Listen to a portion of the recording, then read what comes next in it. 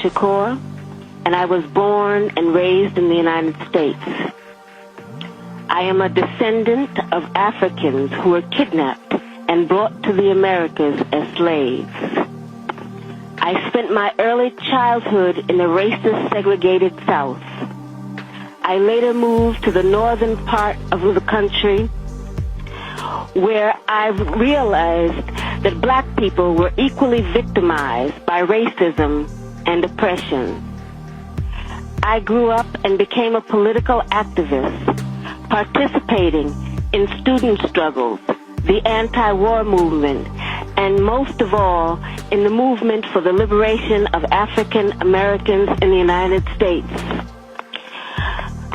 I later joined the Black Panther Party, an organization that was targeted by the COINTELPRO program, a program that was set up by the Federal Bureau of Investigation to eliminate all political opposition to the U.S. government's policies, to destroy the black liberation movement in the United States, to discredit activists, and to eliminate potential leaders.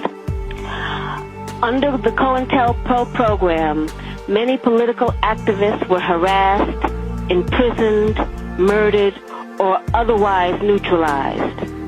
As a result of being targeted by COINTELPRO, I, like many other young people, was faced with the threat of prison, underground, exile, or death.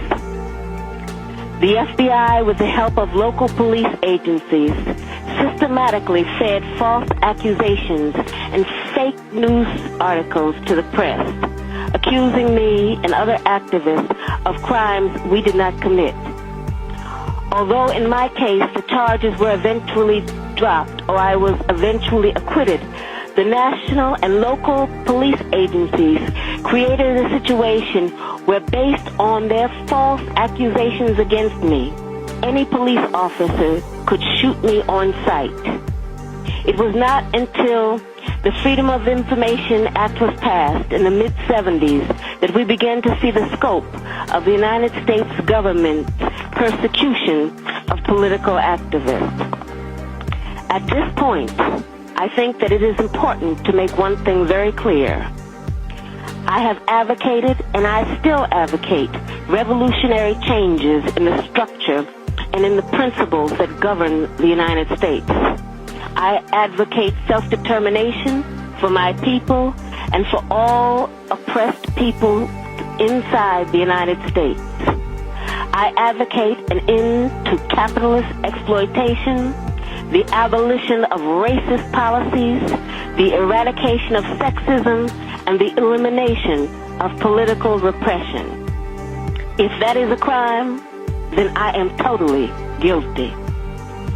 To make a long story short, I was captured in New Jersey in 1973 after being shot with both arms held in the air and then shot again from the back. I was left on the ground to die, and when I did not, I was taken to a local hospital where I was threatened, beaten, and tortured. In 1977, I was convicted in a trial that can only be described as a legal lynching. In 1979, I was able to escape with the aid of some of my fellow comrades. I saw this as a necessary step, not only because I was innocent of the charges against me, but because I knew that the racist legal system in the United States, I would receive no justice. I was also afraid that I would be murdered in prison. I later arrived in Cuba, where I am currently living in exile as a political refugee. The New Jersey State Police and other law enforcement officials say they want to see me brought to justice. But I would like to know what they mean by justice. Is torture justice? I was kept in solitary confinement for more than 2 years, mostly in men's prisons. Is that justice? My lawyers were threatened with imprisonment and imprisoned. Is that justice? I was tried by an all-white jury without even the pretext of impartiality and then sentenced to life in prison plus 33 years. Is that justice? Let me emphasize that justice for me is not the issue I am addressing here. It is justice for my people that is at stake. When my people receive justice, I am sure that I will receive it too.